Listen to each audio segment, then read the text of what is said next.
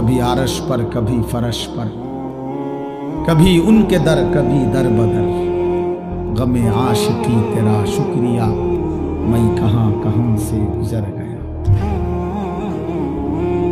আল্লাহর পথে সব বেদনা, সব অপমান, আল্লাহ তবুও তোমার শুকরিয়া।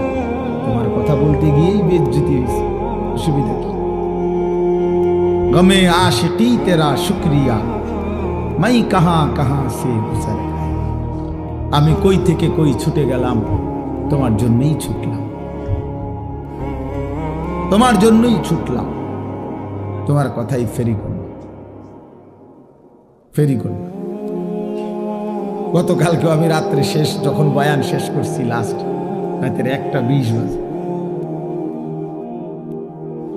হ্যাঁ শুরু হয়েছে জোরে পড়তে। কোথায় গেছি, কতক্ষণ করছি, কিচ্ছু আমার হিসাব কিতাব। চলো ভাইয়া বলতে থাকো।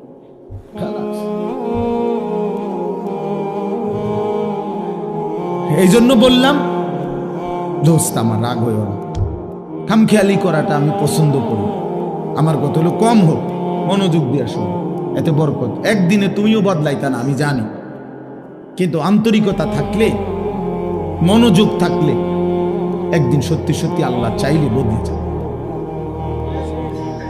100 খুনের আসামি আল্লাহর ওলি হইছে, বেশ্যা পতিতা নারী সেও আল্লাহর ওলি হইছে, তুমি হইতা না।